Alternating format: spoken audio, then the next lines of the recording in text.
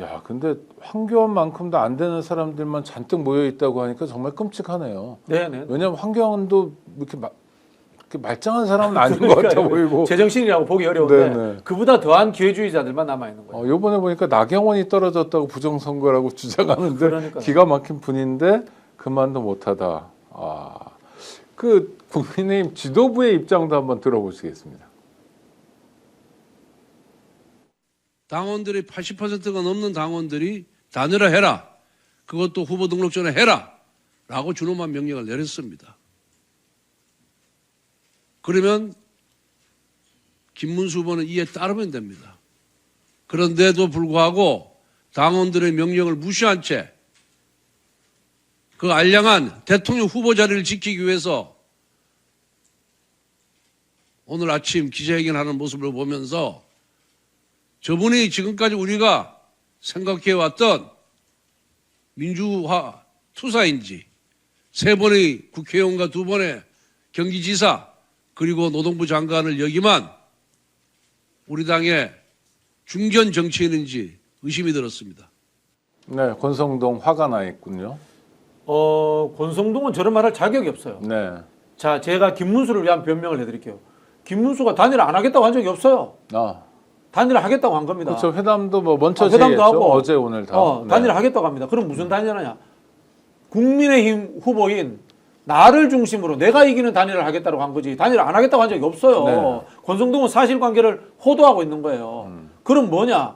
권성동하고 권영세가 하는 이야기는 한덕수를 위한 단일화를 하라라고 강요하고 있는 거고요.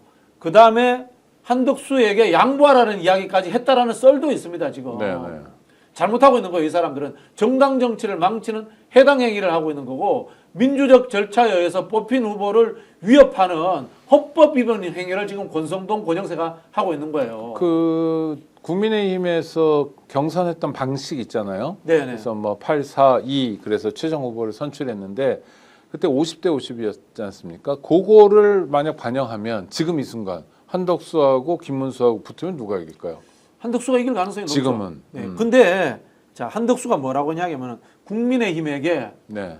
룰을 일임하겠다 이렇게 이야기했거든요. 네. 자 그럼 국민의힘의 지도부는 어떤 룰을 짜야 되느냐? 자기 후보한테 유리한 룰을 짜야 될 거 아니에요. 네네. 그렇지 않습니까? 네. 김문수가 지정한 당원들만 투표하도록 한다라든가 극단적으로 이야기하면 네. 김문수를 좋아하는 당원들만 투표한다고 한다가 어떤 뭐 그런 룰을 짜든지 황당합니다만 네네. 그렇게 해야 되는데 왜 김문수가 지는 룰을 짭니까? 김문수가 기분 나빠할 수밖에 없죠. 네. 김문수 단일화 안 하겠다고 한 적이 없어요. 어. 나를 이기는 쪽으로 단일화를 시켜달라고 이야기를 하고 있는 겁니다. 정확하게. 알겠습니다. 또 하나 김문수 후보 쪽에서 문제 삼고 있는 게 이 한덕수는 입당을 안 했잖아요. 그러니까 무소속 후보, 그것도 예비 후보인데 네네. 뭐 사진 촬영하고 이럴 때 다 정당에서 국민의힘에서 그 지원을 했다는 거예요. 그런 의혹이 있다. 네네. 그 아니, 해당 행위입니다. 전부 다. 아니 그리고 그 한덕수의 일정표를 공개했습니다. 네네. 그게 보니까 다 국힘에서 실제로 한덕수 후보를 지원하고 있는데 네네. 이러면 이거 선거법 위반 아니냐? 선거법 위반이죠. 네. 선거법 위반은 해당 행위고 지금 그 한덕수 대변인이라는 친구 김기영이라고 네. 불과 며칠 전까지 국민의힘 대변인하던 친구입니다. 네네. 거기가 그 친구가 혼자 갔겠어요? 저는 그렇지 않다고 의심합니다. 지금 많은 사람들이 한덕수를 도와주고 있는 거 이러면 안 돼요 이게. 네. 옛날 민주당의 우리 후단협 기억나시죠? 네네. 그 노무현 정몽준 단일화 할 때 네. 결국 정몽준 편들었던 사람들 전부 다 정치적으로 다 매장됐습니다. 똑같이 저 사람들 김문수가 당권 잡으면 매장될 겁니다. 왜냐하면 저게 전부 다 해당 행위예요. 해당 행위. 네네. 근데 매장은커녕 지금 국힘은 균열도 안 보이는데 오늘 김상욱 의원이 탈당을 했습니다. 네네. 그거는 어떻게 봐야 됩니까? 여기 있어 봐야지 의미가 없다라고 판단을 한 거죠. 김상욱 의원 입장에서는 하다못해 한동훈이라도 되었더라면 네. 이 친윤들을 쳐내고 그게 개혁할 수 있겠다라는 생각을 했던 건데 그게 불발한 거고요. 저는 한동훈도 말이 안 되고 안철수도 말이 안 되라고 생각하는 게 탄핵 찬성과 반대파가 같은 당에 있는 것 자체가 말이 안 돼요. 네.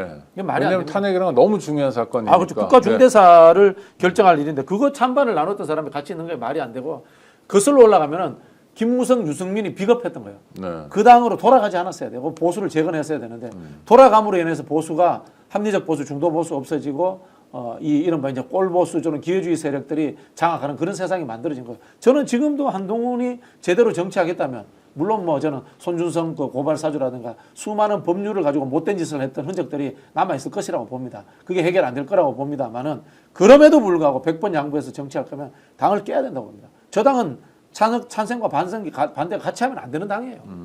당을 깬다는 차원에서 지난번 박근혜 탄핵 때 그래도 존재감을 보여줬던 유승민 전 의원 같은 네네. 경우에 대선 경선 출마도 안 했고 그야말로 조용히 지냅니다 요새. 네. 이 양반은 왜 그러죠? 물론 뭐 안 될 것 같으니까 안 될 것 그런 같으니까 거 못하는 거죠. 네. 근데 이런 양반도 아직은 그래도 가능성이 있는 거 아닌가요? 전혀 그 없나요? 부분은 저는 민주당에 달려 있다고 봐요. 그래요? 이게 참 역설적이게도 네네.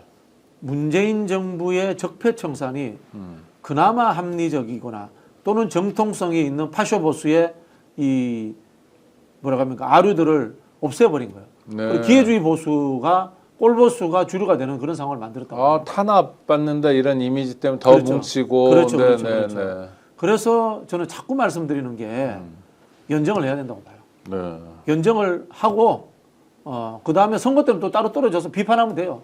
DJP도 그렇게 했단 말이에요. 아니면 이것도 방법이에요. 1960년도에 4.19 혁명 이후에 민주당이 의석의 85에서 90%를 차지합니다. 네. 그리고 민주당이 당이 쪼개지진 않지만 거의 적대적으로 두 개, 네. 심파, 구파로 싸워서. 나눠요. 네. 그것도 방법이에요. 네. 민주당이 집권하고 난 이후에 예를 들자면은 대통령 이재명을 지지하는 데는 같이 가는 거야. 그러나 중도 보수와 중도 진보로 나눠지는 것도 방법이에요. 네. 그렇게 해서 하든지 해야지 이게 실제로 우리 생각에는 진보 1번대의 정권, 보수 1번대의 정권은 존재하지 않습니다. 늘 세상에는 찬반이 존재할 수밖에 없는 거거든요. 세상사라는 것이 명함이 존재하잖아요. 네네. 그런 것들처럼 나눠질 수밖에 없으니까 저는 보수가 합리적 보수로 재건되는 데는 진보도 도와줘야 된다고 봐요. 어떻게 도와줍니까? 아까 말씀드린 것처럼 연정을 같이 하는 것도 방법이고. 예를 들어 연정을 한다면 구체적으로 한번 얘기를 해봐요. 파트너가 있습니까 지금? 국힘 뭐 개별적으로 할 수 있죠. 뭐 옛날에 자민련 자유민주연합의 그렇죠, 그렇죠. 김종필 총재 이렇게 들어오는 방식이 아니라 네네네. 개별적으로 그럼 뭐 유승민, 어, 뭐 주호영, 네. 뭐 김태호, 뭐 이런 사람들이 있지 않습니까? 지금 세 분은 좀 그래도 말짱한 사람들. 제가 알기로 탄핵에 찬성한 사람으로 알고 있습니다. 아니 그러니까 국힘에서는 그래도 좀 말짱한 사람들. 네. 그런 사람들 데리고 연정하다가 연정이란 뭐 입각을 시키는 거예요? 시키는 거죠. 하다가 나가는 거죠. 나가서는 또 민주당하고 이재명 정부 비판하러 갔어요. 네. 경제 정책이나 대북 정책 비판하면서 네. 대신 이제 꼴보수가 안 돼야지. 윤석열처럼 윤석열 탄핵 반대하고 이러면 안 되는 거죠. 그럼 이재명 정권 입장에서 보면 또 지지자들 입장에서 보면 뭔 소리냐 여태까지 우리가 고생해서 정권을 만들었는데 그러다가 문재인 정부 망했잖아요. 네. 그러다가 문재인 정부 망한 겁니다. 문재인 정부 촛불 정권입니다. 네네. 촛불 정권은 그다음에 박근혜 탄핵에 찬성했던 사람들이 의석도, 같이 했어야 되는데 네. 집권하고 난 뒤에 586들이 권력을 왜 나눠줘? 우리끼리 먹어야지.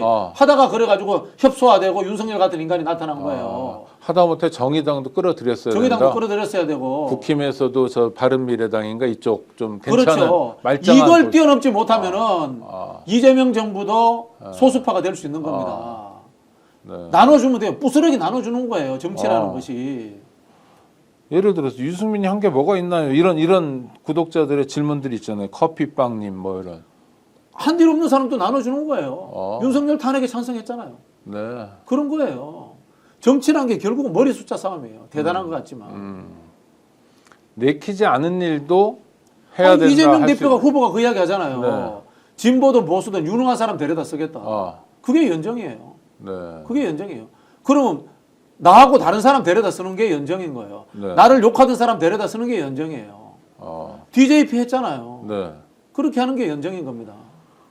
김대중, 김종필 두 사람의 관계로 보면 사실은 함께 하면 안 되는 할 수 함께 하면 안 되는 없죠. 사람이 원래 다른 사람하고 같이 하는 거예요. 네. 같은 사람은 원래 같은 편인 거예요. 네. 그러면 우리 편이 숫자가 늘어나겠어요? 우리 편 숫자가 맨날 나하고 똑같은 사람만 있으면 제가 늘 말씀드리잖아요. 정치적 동종교배는 유전적 퇴행 현상이 나타납니다. 그렇죠. 다른 사람들 생각이 다른 사람들을 만나야지 서로가 발전하는 거예요. 그게 지금 이재명 후보가 그런 전략을 쓰고 있는 거예요.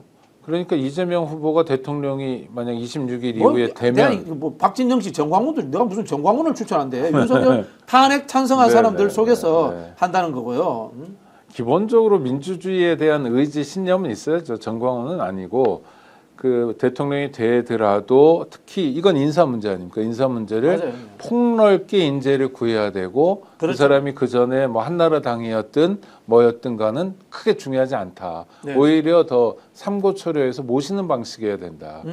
끼리끼리만 인사잔치하면 안 된다. 나이브하긴 뭐 개뿔이 나이브해. 예. 제가 말씀드릴게요. 여기에 대해서 저한테 좀 비판적인 댓글을 다는 분들이 있는데 이재명 후보가 이렇게 한다면 전부 다 저한테 나중에 사죄하십시오. 지금 이재명 후보가 하고 있는 중도화 전략이라든가 그다음에 유연한 전술들 제가 불과 반년 전에 이야기했습니다. 네네. 그 이야기할 때도 특히 스픽스 구독자들이 저한테 악성 댓글 많이 달았어요. 네네. 맞죠, 그죠? 근데 네. 지금 다 제가 이야기했던 대로도 이재명 후보가 움직이고 있잖아요. 그렇죠. 중도 보수로 가고 또 인사 문제에 대해서 그런 얘기를 했어요. 예, 우익이니 뭐 좌익이니 진보니 보수니 맞습니다. 가르지 않고 이재명 대표가 하는 게 맞는 거예요. 능력대로 하겠다. 뽑힐 때는 우리 진영에서 뽑았지만 뽑히고 나면은 국민 대한민국. 전체의 대통령이 돼야 되는 거예요. 그렇죠. 우리가 윤석열을 비판했던 것을 우리 스스로에게 되돌려보고 네. 반면교사로 삼아서 반대로 해야지 이재명 대표가 역사에 남는 성공하는 대통령이 되는 거예요. 네. 그리고 잘하면 대통령 한 번 더 할 수도 있다고 봅니다. 네. 저는 그런 주장까지도 과감하게 하는 사람이에요. 아니 그러니까 한 번 더 하는 게 아니라 사실 정당 입장에서 중요한 건 그 당이 배출한 대통령 후보가 정권 재창출을 해주는 게 최고 아닌가요? 최고의 선입니다. 최고의 네? 선입니다. 네. DJ가 했던 것처럼 맞습니다. 네. 김대중 노무현으로 연결될 때까지만 하더라도 대한민국이 좀 굉장히 앞으로 나가는 것 같았잖아요. 그렇죠. 네. 저 선배 중에 서준식이라고 인권운동 의 효시 같은 분인데 감옥에 오래 있었어요. 17년 막. 근데 노무현 대통령 당선되는 순간 딱 그러더라고요. 앞으로 이제 감옥 갈 일 없겠다고. 네네네. 뭐 그 다음에도 그런 일은 많았지만 하여튼 그래도 기세상 네네. 김대중 노무현 그 전에 김영삼 포함해도 되는데 김영삼 김대중 노무현까지는 대한민국 역사가 진보하는 것 같았잖아요. 네네네. 오늘 방송 어떠셨습니까? 마음에 들었다면 구독, 좋아요로 스픽스를 응원해 주십시오. 여러분들의 구독, 좋아요는 가장 큰 힘이 됩니다. 스픽스 구독, 좋아요.